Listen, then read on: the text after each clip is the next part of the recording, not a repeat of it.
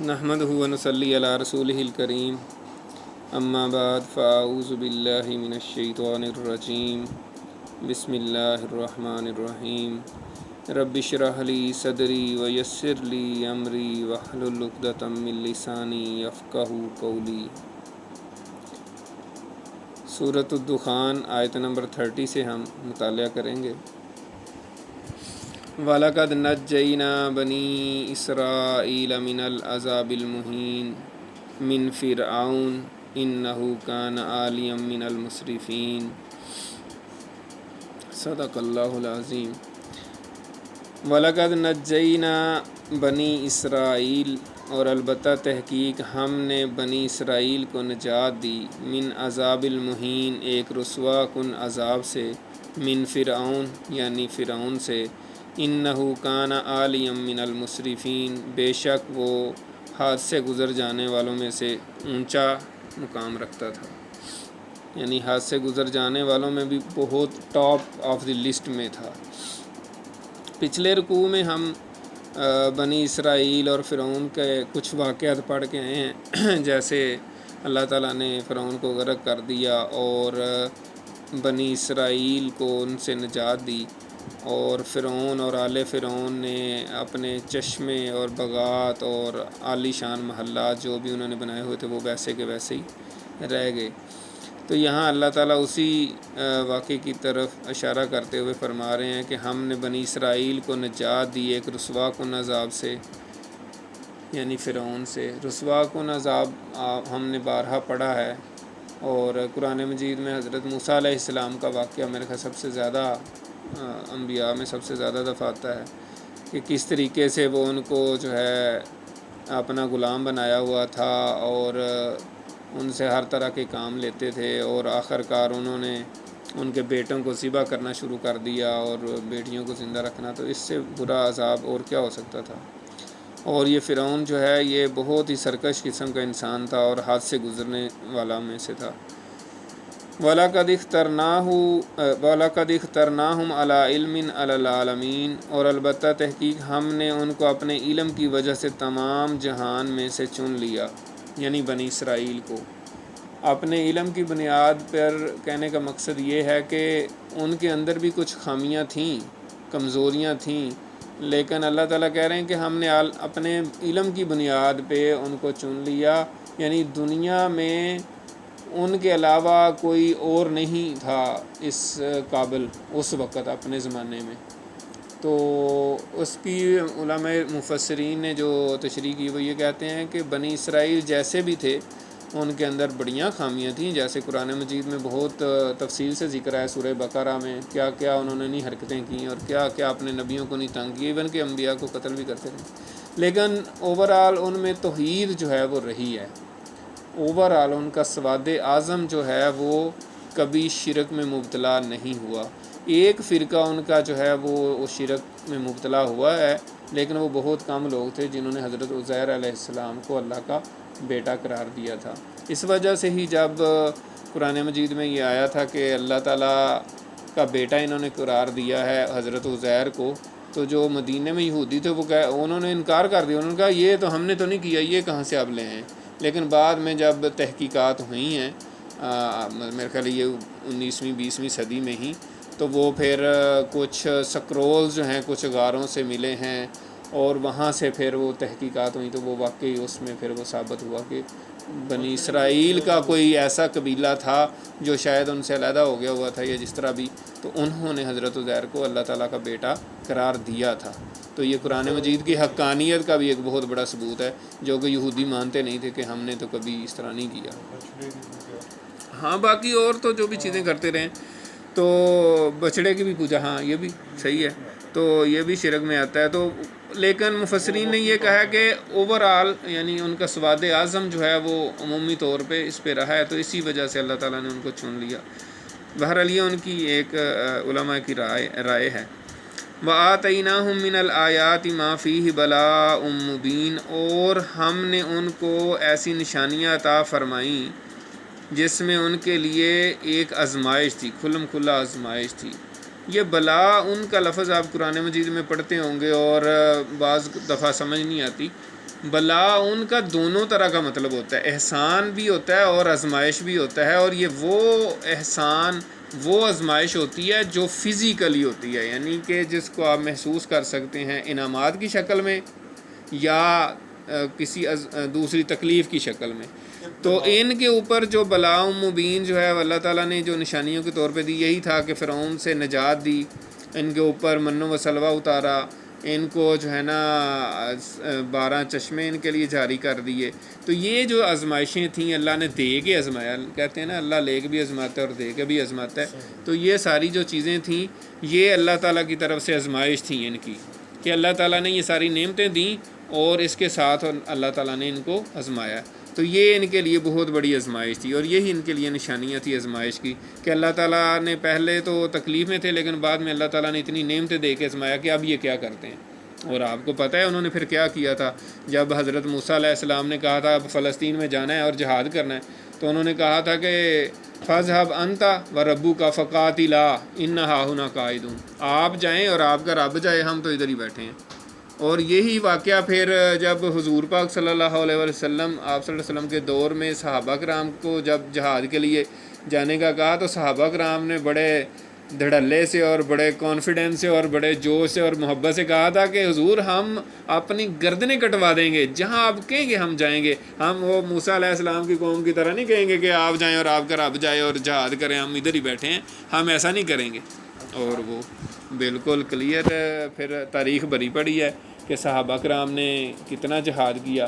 اور ابھی میں بچوں کو پڑھا رہا تھا، اس میں سورہ آل عمران میں غزوہ احد کا بیان تھا. تو اس میں یہ ہے کہ کس طریقے سے جب غزوہ احد میں مسلمانوں کو ایک طرح سے بڑی شکست کا سامنا کرنا پڑا، جو کہ نبی اکرم صلی اللہ علیہ وسلم کی حکم عدولی کا ہی اس کا ایک مظہر تھا اور اس میں سبق دینا تھا اصل میں مقصود.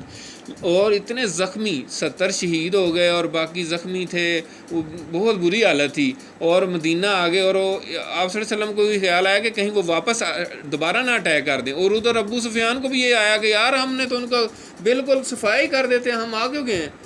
تو اس نے بھی سوچا کہ واپس جاتے ہیں مدینہ میں، جا کے ان کو سب کو مار دیتے ہیں. تو آپ نے صحابہ کرام کو کہا کہ تیار ہو جائیں، ان کے پیچھے جانا ہے. اگلا دن ہو گیا تھا تو سارے صحابہ پھر اٹھ پڑے. تو اس پہ اللہ تعالیٰ نے ان کی بڑی تعریف کی ہے صحابہ کرام کی، کہ زخم لگنے کے باوجود، ایسی حالت ہونے کے باوجود پھر اٹھ کھڑے ہوئے. انہوں نے یہ نہیں کہا کہ ہم تو ابھی تو کل جہاد کر کے ہیں اور تھکے ہوئے ہیں اور زخمی ہیں. تو یہ صحابہ کرام کی اس میں بڑی فضیلت ہے. ان ہؤلاء لیقولون، بے شک یہ لوگ کہتے ہیں، یعنی اہل مکہ. اب پہلے مضمون تھا کہ بنی اسرائیل اور فرعون کا واقعہ بیان کر کے جو مخاطبین ہیں ان کو پچھلے واقعے یعنی تاریخ سے سبق دیا جا رہا ہے کہ تاریخ میں اللہ کے نبی کو نہ ماننے والوں کا یہ انجام ہوا تھا. بڑے بڑے سرکش، بدماش اور بڑا اپنے آپ کو بڑا دنیا کا اپنے آپ کو سپر پاور اور دنیا کا حکمران سمجھتا تھا، اپنے آپ کو خدا بنایا ہوا تھا. اس کا ہم نے دیکھیں کیا اشر کیا، ہمارے رسول کے ساتھ اس نے ایسا کیا، ہم نے اس کو غرق کر دیا. تو اے مکے والو، اب یہاں سے ان کو خطاب ہے کہ یہ کہتے ہیں، یہ لوگ کہتے ہیں، یعنی مکے والے مشرکین مکہ کہتے ہیں، ان ہی الا موتتنا الاولی وما نحن بمنشرین، نہیں ہمارا مرنا بس ایک ہی دفعہ اور ہم دوبارہ نہیں اٹھائے جائیں گے. یہ حشر نشر کوئی نہیں ہونا. یہ حشر نشر کا جو لفظ ہے نا، یہ یہاں سے منشرین، اٹھائے جانا. تو یہ حشر نشر کوئی نہیں ہونا، دوبارہ مر کے دوبارہ اٹھنا کوئی نہیں ہے، بس پہلی موت ہی ہونی ہے. تو ایسی کوئی بات نہیں ہے کہ ہم مر کے اٹھیں. فاتوا بآبائنا ان کنتم صادقین، اگر آپ سچے ہی ہیں تو پھر ہمارے آباء و اجداد کو زندہ کر کے دکھا دیں.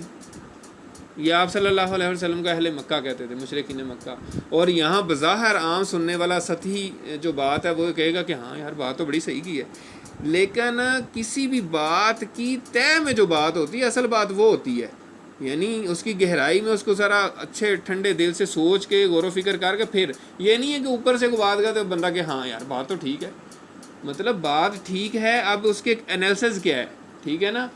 تو حضرت علی رضی اللہ تعالیٰ عنہ کے ساتھ بھی جب واقعہ ہوا تھا، خارجیوں کے ساتھ جو معاملہ ہوا تھا، تو وہ کہتے تھے جی ہم قرآن کو حکم بنائیں گے، ہم علی کو بھی نہیں مانتے اور امیر معاویہ کو بھی نہیں مانتے. تو یہ کیا ہے، ہم بس اللہ کا حکم مانیں گے، قرآن کو مانیں گے. تو حضرت علی رضی اللہ تعالیٰ عنہ نے کہا تھا کہ بات ان کی ٹھیک ہے لیکن ان کی مراد غلط ہے، ان کی جو ہے نا جو اپروچ ہے، جو یہ چاہ رہے ہیں نا، یہ غلط ہے. بات ظاہر تو ٹھیک کر رہے ہیں لیکن ان کو سینس ہی نہیں ہے. اور حضرت عبداللہ بن عباس رضی اللہ تعالیٰ عنہ، انہوں نے بڑے ان سے مناظرے کیے. پھر اس سب سے بڑے مفسر قرآن تو حضرت عبداللہ بن عباس تھے، انہوں نے بڑی چیزیں ان کو بتائیں. اور آج کل کے دور میں بھی کئی ایسے ذہن ہیں، ظاہر سی بات ہے ہسٹری میں چیزیں پھر نا کہیں نہ کہیں ٹریسز چلتے رہتے ہیں ایسی چیزوں کے، یعنی خارجیوں کے. اب خارجی بظاہر تو ختم ہو گئے لیکن ٹریسز جو ہے نا وہ چلتے رہتے ہیں. آج بھی کچھ لوگ جو ہے وہ کہتے ہیں جی جو قرآن کے مطابق فیصلہ نہیں کرتا وہ کافر ہے، سورۃ المائدہ کی آیت ہے، ٹھیک ہے نا، یہی وہ کہتے تھے خارجی، ٹھیک ہے نا. حالانکہ اس کی تفسیر حضرت عبداللہ بن عباس رضی اللہ تعالیٰ عنہ نے خود بتائی ہے کہ بھائی اس سے وہ کفر مراد نہیں ہے جس سے بندہ اسلام سے خارج ہو جاتا ہے. کفر میں فرق ہوتا ہے، لیکن نہ سمجھنے والے اس کو اسی طرح لے کے اور پھر کہتے ہیں یہ بھی کافر ہے، وہ بھی کافر ہے، یہ فلاں بھی کافر ہے، فلاں بھی کافر ہے، فلاں بھی کافر ہے. تو یہ دیکھیں یہ تو قرآن کے مطابق فیصلہ نہیں کر رہے، ٹھیک ہے نا. تو ہر چیز کی ڈیٹیل ہوتی ہے اس کا، دیکھنا چاہیے کہ اللہ اور اللہ کے رسول نے، صحابہ کرام نے اس کی کیا تفسیر بیان کی ہے، وہ ان کا کیا موقف ہے. تو اس سے پھر وہ جو صحیح درست بات ہے وہ صحابہ کرام نے جو آپ صلی اللہ علیہ وسلم سے سیکھی وہ ہے. تو اس یعنی جو تفسیر میں بتا رہا ہوں سورۃ المائدہ کی، اس کی بھی حضرت عبداللہ بن عباس نے بتایا ہوا ہے کہ اس سے وہ کفر مراد نہیں ہے کہ آپ ایسی کسی کو وہ کافر بالکل اسلام سے خارج کر دیں. اسی طرح جو خارجی تھے وہ بھی اس طرح کرتے تھے. تو یہاں بات یہ ہو رہی ہے کہ یہ جو کفار مکہ تھے کہتے تھے نا لے آؤ ہمارے آباء و اجداد کو، تو ان کا مراد یہی تھا کہ آپ کو بس کٹ حجتی جس کو کہتے ہیں نا. اب اس کے دلائل یہ دیے مطلب مفسرین نے کہ پہلی بات تو یہ ہے کہ کوئی بھی اللہ کا رسول جب آپ کو آ کے کہتا ہے کہ مرنا ہے اور اٹھنا ہے تو وہ یہ نہیں کہتا کہ میرے پاس اختیار ہے اور جب میں آپ مجھے کہیں گے تو میں اٹھا کے کر دوں گا. اس کا یہ کبھی دعویٰ نہیں ہوتا کسی نبی اور رسول کا. دوسرا یہ کہ وہ کہتا ہے قیامت کے دن اٹھنا ہے، ٹھیک ہے. یہ نہیں ہے کہ جب مرضی کسی کو اٹھا لیا جائے گا اور اس طرح، یہ تو کوئی طریقہ نہیں ہے، اس طرح تو نہیں ہونا، ٹھیک ہے. اور جب یہ اٹھائے جائیں گے تو پھر ان کو ہوش بھی نہیں ہوگی. تو یہ ساری باتیں تھیں لیکن بظاہر وہ ان کی بات بڑی درست معلوم ہوتی تھی. اب یہ جو ہٹ درمی اور کٹ حجتیاں کر رہے تھے، اب ان کو تاریخ سے تھوڑا سا دوبارہ سے وہ بتایا جا رہا ہے. اہم خیر ام قوم تبع، کیا یہ بہتر ہے یا قوم تبع ان سے بہتر ہے؟ یہ بڑی بڑکیں مارتے ہیں، بڑے اپنے آپ کو چودھری سمجھتے ہیں، سردار سمجھتے ہیں. ابو جہل اور امیہ بن خلف اور ولید بن مغیرہ، یہ بڑے بڑے اپنے آپ کو سردار سمجھتے ہیں. اب یہ بتائیں، جیسے فرعون کی مثال دی ہے، اب یہاں بھی بتایا جا رہا ہے کہ کیا یہ بہتر ہے یا قوم تبع؟ قوم تبع کو یہ زیادہ اچھی طرح جانتے تھے. یمن کے بادشاہ جو ہیں ان کو تبع کہا جاتا تھا. جیسے فرعون جو ہے وہ مصر کا بادشاہ تھا، اور عراق کے بادشاہوں کو نمرود کہا جاتا تھا، ایران کے بادشاہ کو کسرا کہا جاتا تھا، روم کے بادشاہ کو کیسر کہا جاتا تھا، اور حبشہ کے بادشاہ کو نجاشی کہا جاتا تھا. تو اسی طرح یمن کے جو بادشاہ ہمیری قبائل جو تھے ان کا جو بادشاہ تھا وہ تبع، اور ان کے آباء و اجداد میں جو پہلا بندہ تھا وہ تبع اس کا نام تھا. وہ ٹھیک آدمی تھا، مسلمان تھا، لیکن بعد میں انہوں نے کفر کر لیا تو پھر قوم تبع جو ہے آگے سے پھر وہ بگڑ گئی. لیکن ان کی سلطنت بہت پھیلی، بخارا اور سمرقند تک جو ہے نا، یمن سے لے کر بخارا اور سمرقند تک جو ہے نا انہوں نے پورے علاقے کو فتح کر لیا تھا. تو ان کے بڑے چرچے تھے پورے عرب میں. ظاہر ہے عرب اور یمن، آپ نے تو دیکھا ہے کہ عرب اور یمن تو ایک ہی بیسیکلی ہے نا. اصل میں عرب تھے ہی یمن کے، جو اصل عرب ہیں وہ یمن کے ہیں. باقی جو بعد میں ہیں ان کو پھر وہ ایک عرب عاربہ اور ایک عرب مستعربہ کا ٹرم استعمال ہوتی ہے. جو اوریجنل عرب ہیں وہ عاربہ ہیں، اور جو مستعربہ کا مطلب اختیار کیا گیا وہ بعد میں. جیسے حضرت اسماعیل علیہ السلام ہیں، وہ اصلاً تو عرب نہیں تھے نا، وہ تو پھر آگے ان کی اولاد چلی ہے اور ان کے پھر خاندان جتنے بھی پھیلے ہیں تو وہ بھی عرب ہو گئے. اصلاً تو وہ فلسطین سے ان کے والد ان کو مطلب وہاں پہ کیا تھا. تو یہ ان کو بتایا جا رہا ہے کہ قوم تبع سے تو تم بہتر نہیں ہو نا.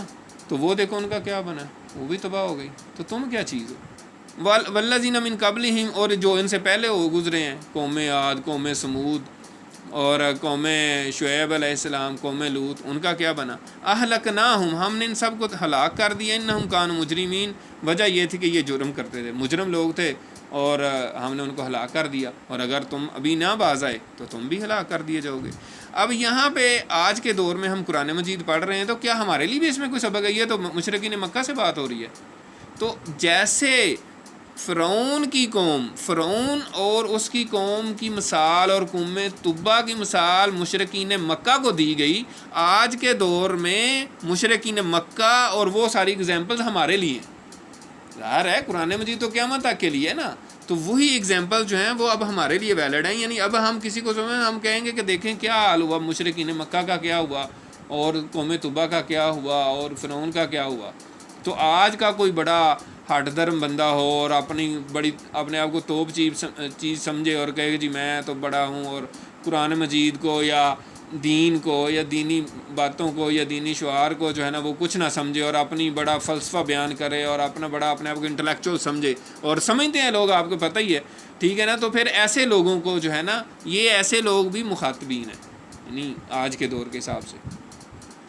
وما خلقنا السماوات والارض وما بینہما لاعبین، اور ہم نے نہیں پیدا کیا آسمان و زمین کو ہم نے اس کو کوئی کھیل تماشا نہیں بنایا. ہم نے زمین و آسمان کو کوئی بے مقصد نہیں پیدا کیا کہ بس پیدا کر دیا بس ٹھیک ہے، کھاؤ پیو، دولت کماؤ، کھانا شانا کھاؤ، روٹی شوٹی کھاؤ اور بس اس کے بعد جناب مر جاؤ، بس یہ کھیل ختم.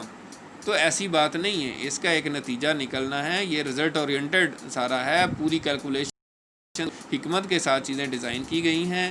یہ امتحان گاہ ہے، جیسے آپ ایگزامینیشن ہال میں جاتے ہیں، یہ بھی ایگزامینیشن ہال میں آپ بیٹھے ہوئے ہیں، آپ کے پیپر چل رہے ہیں، مختلف ہر وقت چلتے رہتے ہیں، مختلف انداز سے، مختلف لیولز کے، مختلف سبجیکٹس کے، ٹھیک ہے نا. تو یہ ایسی بات نہیں ہے، ہم نے اس کو کوئی کھیل تماشا نہیں بنایا. یہ اس کا ایک نتیجہ نکلنا ہے قیامت کے روز، اور جس نے اچھے اعمال کیے ہوں گے اس کو اچھا بدلہ ملے گا، اس کو جنت ملے گی. جس نے غلط کام کیے ہوں گے، گناہ کیے ہوں گے، اس کا بدلہ ملے گا، جہنم ملے گی. ما خلقناہما الا بالحق، ہم نے نہیں پیدا کیا زمین و آسمان کو مگر حق کے ساتھ، یعنی بالکل صحیح اور صحیح معنوں میں ہم نے اس کو بیلنس پیدا کیا ہے اور بالکل حقیقی طور پہ پیدا کیا ہے، اور اس میں کسی قسم کی کوئی کمی نہیں چھوڑی. ولیکن اکثرہم لا یعلمون، لیکن اکثر لوگ نہیں جانتے، یعنی اس چیز کو وہ جانتے ہی نہیں ہے، پہچانتے ہی نہیں ہے کہ اللہ تعالیٰ نے جو کچھ پیدا کیا ہے اس کی کتنی حکمت ہے اس میں، اور کتنی اللہ تعالیٰ نے اس میں ظاہر ہے اگر امتحان گاہ بنایا تو یہ ساری چیزیں انسان سے ریلیٹڈ ہیں، اور اس میں اس کا ایک امتحان ہے کہ وہ اپنے اعمال کو ٹھیک کرے. جیسے کہ سورہ ملک میں آتا ہے کہ ہم نے نہیں پیدا کیا زمین و آسمان کو مگر موت کو، مگر یہ کہ انسان کے امتحان کے لیے. ان یوم الفصل میقاتہم اجمعین، بے شک فیصلے کا دن ان کے جمع ہونے کا وقت ہوگا. یعنی جب قیامت کے روز اللہ تعالیٰ فیصلہ کرے گا، حساب کتاب کرے گا، تو یہ سارے لوگ جمع ہو جائیں گے وہاں پہ اور مار کے اٹھ جائیں گے، اور وہاں پہ پھر سب کو جو ہے نا ایک مقام پہ اکٹھا ہونا ہوگا اور وہاں پہ فیصلہ کیا جائے گا جس نے جو اعمال کیے ہوں گے. یوم لا یغنی مولاً ام مولاً شیئا ولا هم ینصرون، اس دن کوئی دوست کسی دوست کے کچھ بھی کام نہیں آئے گا اور نہ ان کی مدد کی جائے گی. کسی بھی قسم کا کوئی قریبی دوست، کوئی قریبی عزیز، بڑا دوست، محبت کرنے والا، آپ سے دنیا میں جتنی بھی آپ سے شدید محبت کرتا ہے، آپ کے لیے ہر طرح کا کام کرنے کے تیار ہے، آپ کی بہت فکر ہے، اس کو بہت خیال ہے، لیکن وہاں پہ کوئی کام نہیں ہے. وہاں پہ اپنا آپ کو اعمال نامہ دیکھنا ہوگا، جو آپ نے دنیا میں کیا ہے، جو آپ کے اعمال ہیں، جو آپ کا کردار ہے، اور خاص طور پہ جو آخرت کا عقیدہ ہے، جو آہستہ، اسی وجہ سے اللہ تعالیٰ بار بار اس کا ذکر کرتے ہیں. دنیا میں آخرت کا عقیدے کا اللہ تعالیٰ نے قرآن مجید میں اتنا کیوں ذکر کیا؟ کیونکہ دنیا میں انسان بھولتا جاتا ہے. عملی طور پہ ہم دیکھیں نا تو بالکل بھولے ہوتے ہیں کہ یار مرنا ہے، اللہ کو جواب دینا ہے، دنیا میں مگن ہے، بس ایسے لگ رہا ہے جیسے ایسے چلتی جانی ہے دنیا، ختم ہی نہیں کبھی ہونی. حالانکہ کوئی پتہ نہیں کس وقت ہم نے مر جانا اور پھر سیدھا وہاں پہ رزلٹ نکلانا ہے. ہاں بھائی بتاؤ کیا کیا اور کیا کر کے آئے ہو، پیش کرو، ہاں پیش کرو کیا کیا دنیا میں، میرے لیے کیا کر گیا. اللہ تعالیٰ نے تو کہا نا میرے لیے کیا کیا. تو اس وجہ سے ہمیں تو ہر وقت یہی فکر رہنی چاہیے کہ ہم اللہ کے حضور 1 to 1 وائوہ دینے کے لیے بالکل تیار رہیں، اور جو ہے نا پھر اللہ تعالیٰ نے پوچھنا ہے تو اس سوال کا جواب ہمارے پاس تیار ہونا چاہیے. ہاں بھائی کیا کر گئے ہو، ہاں بھائی ذاکر میرے لیے کیا کیا، ہاں بھائی شاہد کیا کیا میرے لیے، ہاں بھائی عبدالرحیم، ہاں بھائی جہانگیر کیا کیا میرے لیے، بتاؤ میرے لیے تم نے کیا ایفرٹ کی ہیں جو میرے لیے کی ہوں. اس کا ہمیں جواب تیار کرنا چاہیے. یہی سارا فلسفہ ہے، فلسفہ آخرت ہے. کہ ہم اپنے اعمال کا جواب دہی جو ہے نا وہ ہمیں پتہ ہو کہ ہم نے کرنی ہے۔ اب یہ تو ہوگا، لیکن الا من رحم اللہ، مگر جس پر اللہ رحم کرے۔ یعنی ایک تو سٹینڈرڈ ایک طریقہ کار ہے جس کو آپ ایس او پیز آج کل بڑا لفظ استعمال کر رہے ہیں، یعنی ایک تو ہے کہ اعمال تولے جائیں گے، جس کے اعمال زیادہ نیکی کے ہوں گے وہ جنت میں جائے گا، جس کے برے ہوں گے وہ جہنم میں جائے گا۔ لیکن الا من رحم اللہ، جس پر اللہ رحم کرے۔ اللہ تعالیٰ اگر کسی پر رحم کرے، اس کے گناہ معاف کر دے، کوئی اس کو پوچھ نہیں سکتا، یہ اس کی اپنی ثواب دید ہے، کوئی اس کو کہہ نہیں سکتا، ٹھیک ہے۔ لیکن انہ هو العزیز الرحیم، مگر وہ غالب ہے رحم کرنے والا، یعنی اگر وہ انصاف کرے تو وہ غالب ہے، کوئی اس کو جو ہے نا یہ نہیں ہے کہ اس کو کوئی روک سکتا ہے۔ ایک ایک چیز کا حساب ہوگا، ایک ایک چیز جو بھی دنیا میں آپ نے کی ہے، اور آپ کو پتہ ہے کہ ملٹی ڈائمینشنلی آپ کی ریکارڈنگ ہو رہی ہے۔ آپ کی جو ہے نا 2 فرشتے یہاں پہ ریکارڈ کر رہے ہیں، اچھائیاں ریکارڈ کرنے والا دایاں فرشتہ ہے اور برائیاں ریکارڈ کرنے والا بایاں فرشتہ ہے۔ پھر آپ کی سکن کے اوپر ساری آپ کی ٹیپ ریکارڈنگ، جس کو پہلے ٹیپ ہوتی تھی، ریکارڈر ہوتا تھا، تو اس طرح سکن سپیچ تھیری پہ بھی آج کل کام ہو رہا ہے، یعنی ریکارڈ ہو رہا ہے جسم کے اوپر، آپ کی سکن کے اوپر ساری ریکارڈنگ ہو رہی ہے۔ پھر یہ ہے کہ جس جگہ پہ آپ بولتے ہیں، بات کرتے ہیں، جیسے اب میں اس جگہ پہ بول رہا ہوں، تو یہ جگہ جو ہے یہ بھی ریکارڈ کر رہی ہے، ٹھیک ہے، اور ویسے بھی آپ کی جو ہے نا ویڈیو جو ہے نا ریکارڈنگ ہو رہی ہے۔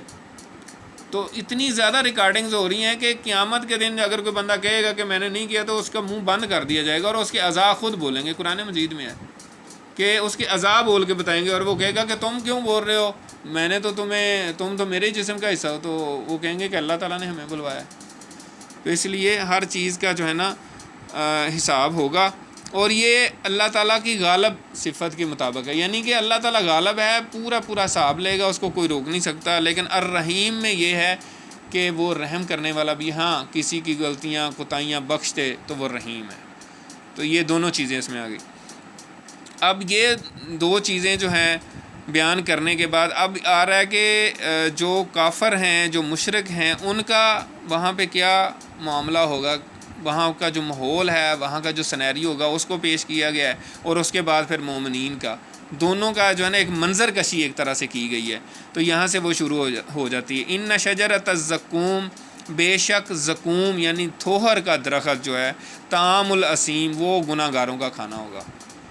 تھوہر جو ہے وہ آپ لوگوں نے دیکھا ہوگا کہ کتنے وہ کانٹوں والا درخت ہوتا ہے، آپ نے دیکھا ہوگا، میں نے تو دیکھا ہوا ہے، دیہات وغیرہ میں تو ہوتے ہیں، وہ چھتر تھوہر ہم اس کو کہتے ہوتے ہیں، پتہ نہیں تھوہر کی شاید 2 قسمیں، ہاں ایک میرے خیال اس کی 2 قسمیں، ایک ڈنڈا تھوہر ہوتا ہے، وہ سیدھا اسٹک کی طرح ہوتا ہے، سیدھا ڈنڈے کی طرح ہے نا، اور اس پہ بہت کانٹے ہوتے ہیں۔ ایک چھتر تھوہر ہم اس کو کہتے ہیں، یعنی ہاں وہ جیسے چپل ایک جوتا ٹائپ ہے نا، اور اس کے لگتے جاتے ہیں ایک اس طرح کا، اور اس پہ بہت کانٹے ہوتے ہیں، اور یہ گناہ گاروں کا کھانا ہوگا، اور یہ بہت ہی شدید قسم کی یعنی کہ تکلیف دہ چیز ہے۔ ایک تو یہ ہے کہ بھوک لگے گی تو ان کو کھانا کھلایا جائے گا، گناہ گاروں کا کھانا ہوگا کل محل، یہ پگھلے ہوئے تانبے کی طرح ہوگا، یا تیل کی تل چھٹ جس کو کہتے ہیں، یعنی کوئی آپ کرتے ہیں کوئی چیز پکاتے ہیں اپنا تیل میں، تو آخر میں جو بالکل تیل کی وہ رہ جاتی ہے نا،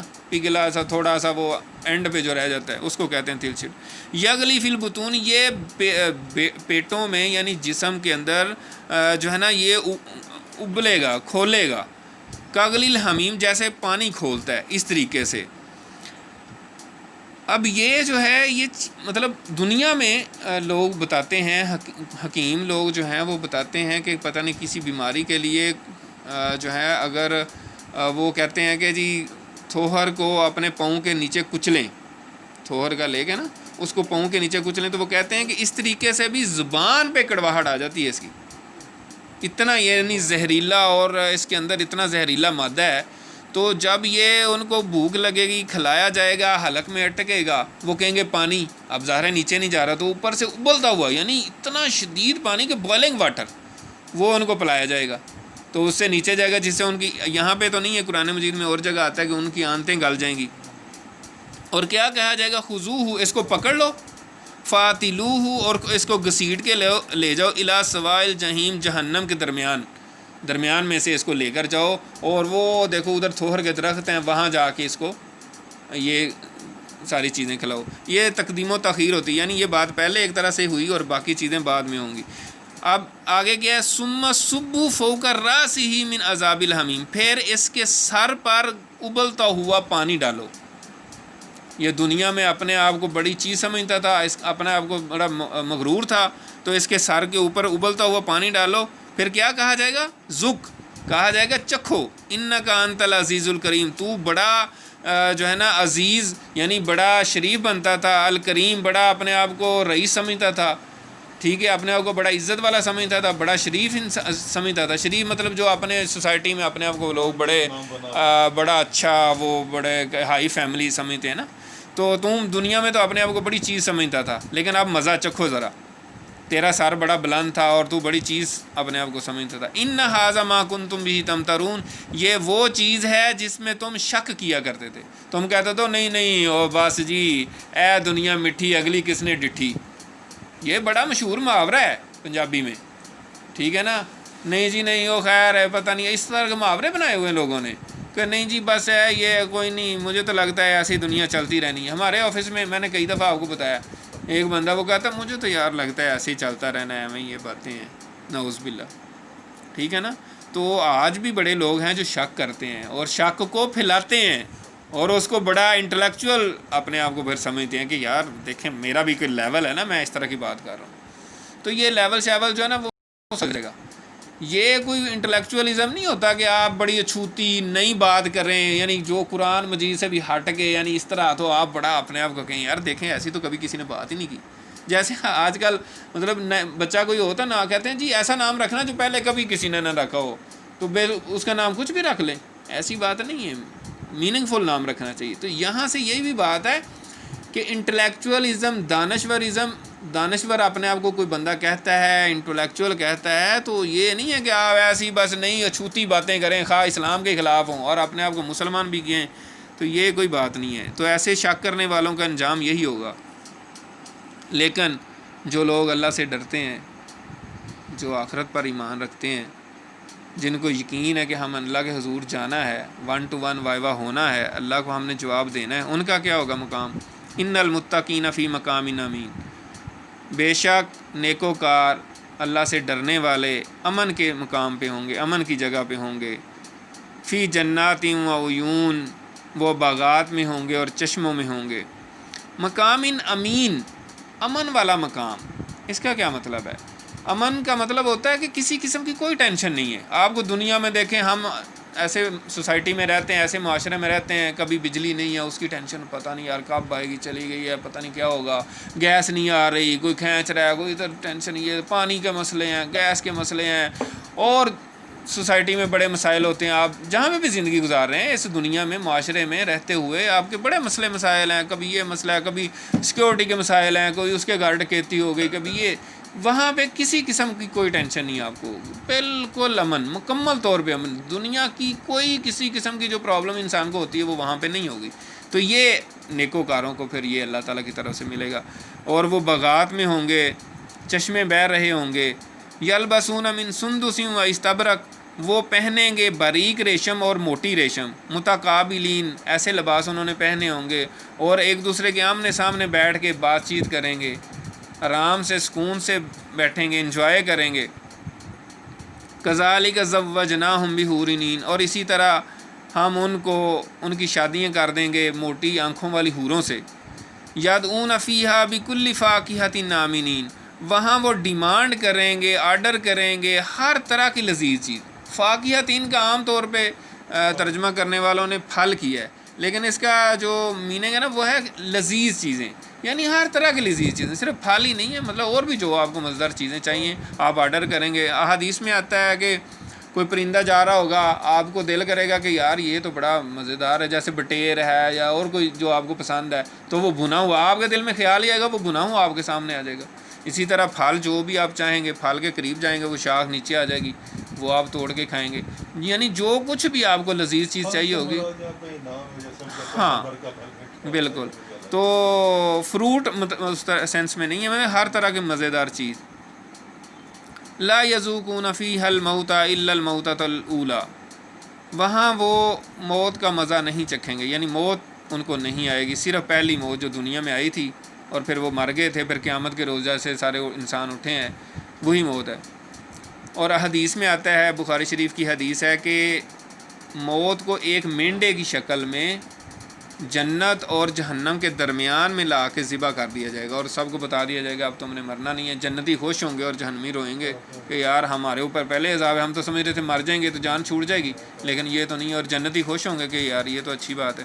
وَوَقَاهُمْ عَذَابَ الْجَحِيمِ، اور اللہ تعالیٰ نے ان کو جہنم کے عذاب سے بچا لیا۔ یہ جنتیوں کے بارے میں ہے۔ فَضْلًا مِّن رَبِّكَ، یہ تمہارے رب کی فضل سے ہے، یعنی اصلاً تو یہ ہے کہ آپ نے اچھے اعمال کرنے ہیں، اپنی کوشش کرنی ہے، یہ قرآن حدیث اللہ کا حکم ہے، اللہ کے رسول کا حکم ہے۔ لیکن حدیث میں آتا ہے کہ آپ صلی اللہ علیہ وآلہ وسلم نے فرمایا، یہ بھی بخاری شریف کی حدیث ہے کہ ہر بندہ اللہ کے فضل سے جنت میں جائے گا، بڑی مشہور حدیث ہے۔ تو کسی صحابی نے بڑی جرت کر کے پوچھ لیا کہ حضور کیا آپ بھی؟ تو آپ نے فرمایا ہاں میں بھی۔ تو اس میں مفسرین نے یہ کہا کہ اللہ تعالیٰ کی اتنی نعمتیں انسان کھاتا ہے نا، تو وہ تو ان کا شکر نہیں ادا کر سکتا۔ جنت تو بہت ہی قیمتی چیز ہے، تو وہ اللہ تعالیٰ نے اپنے فضل سے ہی اس جنت میں بھیجنا ہے۔ اگر آپ کہیں نا کہ انصاف وہ ہو اور برابری، یعنی جیسے آپ نے بڑے اچھے اعمال کیے تو اس کے بدلے میں تو وہ بنتا نہیں ہے۔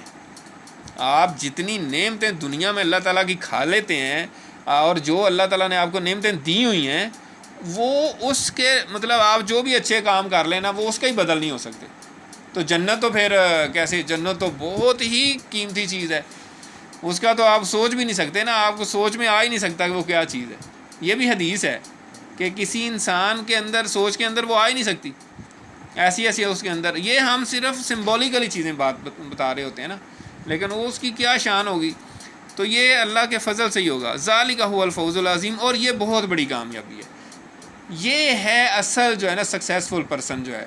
یہ جو آج کل ہم پتہ نہیں کون کون سے بڑے بڑے موٹیویشن سپیچز سنتے ہیں اور سپیکر ہیں، پتہ نہیں ڈیل کارنیگی اور پتہ نہیں کون کون سے، کامیاب زندگی، کامیابی کیسے حاصل کریں، کامیاب ہونے کے 17 اصول، کامیاب ہونے کے 20 اصول، کامیاب ہونے کے اتنے اصول، یہ کریں وہ کریں، کامیاب کیسے انسان ہو، یوں بولیں وہ بولیں۔ تو اصل کامیاب یہ ہوگا جو کہ یہ کامیابی اصل کامیابی۔ اور دوسری جگہ قرآن مجید میں آتا ہے کہ جو قیامت کے روز جہنم سے بچا لیا گیا اور جنت میں داخل کر دیا گیا، یہ کامیاب ہے۔ اصل کامیابی یہ ہے۔ اور لاجیکل بات ہے، جو اربوں خربوں سال کی زندگی ہے اس کے مقابلے میں دنیا کی زندگی 63 سال کی ہے، 100 سال کی ہے میکسیمم۔ آپ ان کا کمپیئر کر لیں، یہ تو ایک ڈاٹ بھی نہیں ہے، اور وہ ایک ایسی سٹریٹ لائن ہے جو ختم ہی نہیں ہونی۔ دونوں کو کمپیئر کر لیں، اس میں آپ کو تھوڑی سی تکلیف بھی سہنی پڑ جائے تو کوئی مسئلہ نہیں، لیکن وہ جو ہمیشہ ہمیشہ کی زندگی ہے وہاں پہ آپ بچ جائیں اگر عذاب سے، ہمیشہ کے عذاب سے، تو پھر اصل کامیابی تو وہی ہے۔ لاجیکل بات ہے، ٹھیک ہے، لیکن انسان ہے وہ بس لگا ہوا ہے، اس کو کوئی احساس ہی نہیں ہے۔ اور یہ قرآن مجید اللہ تعالیٰ نے اسی لیے اتارا تھا کہ انسانوں کو بار بار جھنجھوڑا جائے۔ اسی وجہ سے ہر صورت دوسری صورت میں توحید، رسالت، آخرت کا بیان چلتا رہتا ہے۔ اور عام لوگ جو ہیں جنہوں نے اعتراض کرنا ہوتا ہے وہ کہتے ہیں یہ تو پہلی کہانی، یہ بار وہی باتیں ہیں، پہلوں کی کہانیاں ہیں، یہ کیا ہے، اساطیر الاولین ہے، پہلے لوگوں کی کہانیاں ہیں، ہم بھی اس طرح کی بات کر سکتے ہیں، ہم بھی اس طرح کی کہانی کہہ سکتے ہیں۔ تو جنہوں نے اعتراض کرنا ہوتا ہے وہ اعتراض کرتے رہتے ہیں۔ فَإِنَّمَا يَسَّرْنَاهُ بِلِسَانِكَ لَعَلَّهُمْ يَتَذَكَّرُونَ، بے شک ہم نے اس قرآن مجید کو آپ کی زبان میں آسان کیا ہے تاکہ یہ لوگ نصیحت حاصل کریں، تاکہ انسان نصیحت حاصل کریں۔ آپ صلی اللہ علیہ وسلم کی جو پہلے مخاطبین تھے وہ عرب تھے، تو آپ کی زبان کا کہا گیا ہے۔ اس کے بعد جو ہے نا قرآن مجید ہر زبان میں ٹرانسلیشن ہو چکا ہے، ہر زبان میں اس کا ترجمہ ہو چکا ہے، اور اللہ تعالیٰ نے اس کو آسان بنایا ہے۔ عمومی طور پہ قرآن مجید آسان ہے۔ قرآن مجید میں خود اللہ تعالیٰ نے فرمایا وَلَقَدْ يَسَّرْنَا الْقُرْآنَ لِلذِّكْرِ فَهَلْ مِن مُدَّكِرٍ، ہم نے اس قرآن مجید کو آسان بنایا، کوئی ہے کوئی نصیحت حاصل کرنے والا؟ یہ اللہ تعالیٰ نے ایک ہی صورت میں کتنی دفعہ کہا ہے، لیکن جس نے نصیحت حاصل کرنی ہوتی وہی کرتا ہے، جس نے اعتراض کرنا ہوتا ہے وہ کہتا ہے نہیں جی۔ قرآن مجید کی 6600 سے اوپر آیات ہیں، 6666 بڑا مشہور ہے، لیکن اس میں چلو اختلاف ہے، پلس مائنس ہے، لیکن 6600 سے اوپر ہیں۔ تو اس میں کتنی، صرف 300 ساڑھے 300، یعنی اس کا 20واں حصہ جو ہے وہ فقہی مسائل یا اس طرح کی جو سمجھتے ہیں آپ اس میں تھوڑی مشکل ہو سکتی ہے عام انسان کے لیے، وہ آیات ہیں، باقی ساری نصیحت ہے، باقی صرف واقعات ہیں، پہلوں کی کہانیاں بتائی گئی ہیں کہ ان کے ساتھ اس طرح ہوا تھا، جنہوں نے نبیوں کو نہیں مانا، جنہوں نے مانا ان کو ہم نے بچا لیا، اخلاقیات ہیں، اس طرح کی واقعات ہیں جس سے انسان نصیحت حاصل کرے۔ قرآن مجید آسان ہے، لیکن پتہ نہیں کیوں اس طرح پیش کیا جاتا ہے کہ یہ مشکل ہے اور آپ پڑھ نہیں سکتے، سمجھ نہیں سکتے۔ ایسی کوئی بات نہیں ہے، قرآن مجید آسان ہے، آپ ترجمہ بھی پڑھیں گے۔ کیوں یورپ امریکہ والے جو ہے نا وہ ترجمے پڑھ کے مسلمان ہو جاتے ہیں؟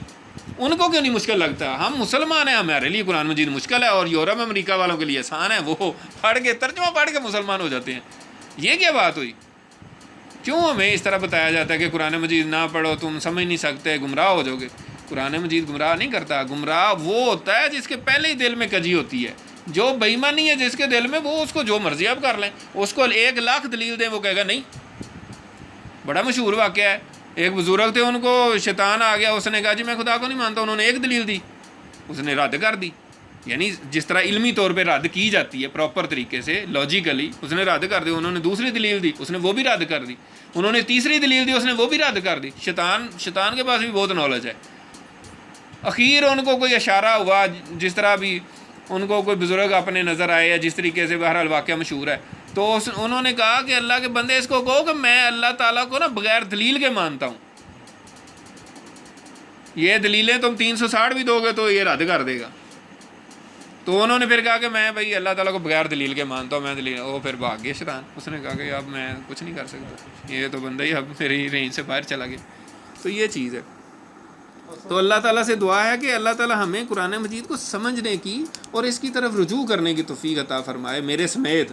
یعنی ہم جو ہے نا قرآن مجید کو بالکل پس پوچھ ڈالا ہے، جیسے سورہ فرقان میں آتا ہے نا کہ اللہ تعالیٰ سے اللہ کے نبی قیامت کے دن شکایت کریں گے، یا اللہ میری قوم نے قرآن مجید کو پس پوچھ ڈال دیا ہے۔ علامہ اقبال رحمۃ اللہ علیہ بھی یہی کہہ کے چلے گئے ہیں، اس زمانے میں معزز سے مسلمان ہو کر تم خوار ہوئے تارک قرآن ہو کر۔ ہم سمجھتے ہیں کہ قرآن مجید صرف ثواب لینے کے لیے رمضان میں 20 قرآن 30 قرآن پڑھ کے اور زیادہ ثواب کی پنڈیں اکٹھی کر کے اور جناب بس یہی قرآن کا مقصد ہے۔ قرآن مجید تو اصول بتاتا ہے، سیدھی بات کرو، سچ بولو، جھوٹ نہ بولو، وعدہ خلافی نہ کرو، بے ایمانی نہ کرو، 2 نمبری نہ کرو، فراڈ نہ کرو، ٹھیک ہے، دنیا کو اصل نہ سمجھو، آخرت کو اصل سمجھو، دنیا میں زیادہ مگن نہ ہو جاؤ، فکر آخرت زیادہ پریارٹی پہ رکھو، تمہاری پریارٹی پہ فکر آخرت ہونی چاہیے۔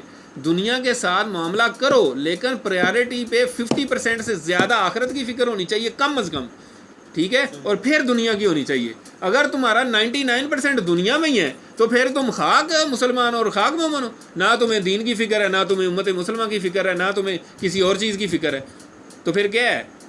تو یہ چیز جو ہے نا قرآن مجید سکھاتا ہے، اور یہ چیز بتائی گئی ہے۔ تو قرآن مجید تو آسان ہے، ہر چیز بتائی گئی ہے، لیکن ہم نے تو چھوڑ دیا ہوا ہے، ہم تو ثواب اکٹھا کرنے کے لیے پڑھتے ہیں اور بس۔ ہمیں الف لام میم والی حدیث بیان کی گئی ہے، دوسری حدیثیں ہمیں بیان نہیں گئی ہیں۔ ہم نے کہا الف لام میم 30 نیکیاں، اور جتنے عرب پڑھے اتنی نیکیاں، تم کہتے ہو قرآن مجید سمجھ کے پڑھو، اس طرح تو ایک قرآن پڑھا جائے گا، اس طریقے سے ہم پڑھیں تو 20 قرآن پڑھ لیں گے، بتاؤ ثواب کتنا اکٹھا ہو جائے گا؟ ہمیں وہ میں میرے دوست ہے، اس نے بڑا اس پہ اسکالرلی ایک لکھا 2-3 پیج جو ہے نا، کیا اس کو کہنا چاہیے تھیسس وغیرہ، اس کو میں نے بتایا، میں کہا یار تم نے بھی وہی حدیث کوٹ کی ہوئی ہے جو ہم بھی بچپن سے پڑھتے ہیں۔ میں کہا یہ مسلم شریف میں صلاۃ المسافرین میں حدیث ہے، وہ کوٹ کرتے تم؟ کہتا ہے کیا حدیث ہے؟ میں نے اس کو بتایا، میں کہا یہ حدیث یہ ہے، پچھلے دنوں ہم نے خیر کثیر کے اس میں شیئر بھی کی تھی کہ اگر کوئی بندہ مسجد میں جائے اور قرآن مجید کی 2 آیتیں سیکھے تو وہ ایسے ہی ہے جیسے 2 حاملہ اونٹنیاں اس کو انعام میں مل جائیں، اور اہل عرب کے لیے اس وقت حاملہ اونٹنی سے قیمتی کوئی چیز نہیں تھی۔ یہ سمبولک ہے نا، آج کے دور میں آپ کو کوئی بڑی سی گاڑی کیا کہا جائے، ٹھیک ہے نا؟ تو ظاہر ہے سیکھنا، ایک کوئی بھی سینسیبل آدمی سمجھتا ہے کہ یار سیکھنا افضل ہوتا ہے، صرف آنکھیں بند کر کے رٹا لگا کے اور طوطے کی طرح پڑھ لینا، تو وہ بات نہیں ہے۔ قرآن مجید پڑھنے کا تو ثواب ہے، بزرگ کہتے ہیں دیکھنے کا بھی ثواب ہے، نو ڈاؤٹ، کوئی شک نہیں ہے، لیکن مقصد یہ ہے کہ بھائی جان اس کو پڑھیں، سمجھیں، اپنے عمل میں تبدیلی لائیں، اپنے اندر چینج کریں، اپنے آپ کو کوئی فرق پڑے۔ قرآن مجید پڑھ کے ہم کو یہ نہیں ہے کہ بس ٹھیک ہے قرآن مجید درس قرآن کرو، بس ٹھیک ہے 2 منٹ بیٹھو گپ شپ لگاؤ کرو گھر ہی جاؤ اور بعد کوئی تبدیلی کسی میں نہ آئے، تو یہ مقصد نہیں ہونا چاہیے، اور یہ ہم سب کا اس میں ہونا چاہیے میرے سمیت۔ فرتقب انہم مرتقبون، پس آپ انتظار کیجیے، یہ بھی انتظار کر رہے ہیں۔ وہ تو انتظار کر رہے تھے کہ شاید کوئی نعوذ باللہ آپ صلی اللہ علیہ وسلم کا اگر وصال ہو گیا تو پھر یہ سارا قصہ ختم ہو جائے گا، یہ سب کچھ ختم ہو جائے گا. لیکن اللہ تعالیٰ آپ کو فرما رہے ہیں کہ آپ بھی انتظار کیجئے ان کا، ایک وقت آئے گا کہ اللہ تعالیٰ پھر آپ کو فتوحات دے گا اور سارا کچھ. تو اللہ تعالیٰ نے پھر آخرکار مسلمانوں کو، آپ صلی اللہ علیہ وسلم کو کامیاب کیا، اور دنیا کے کامیاب ترین انسانوں میں سے سب سے پہلے نمبر پہ آپ آئے ہیں.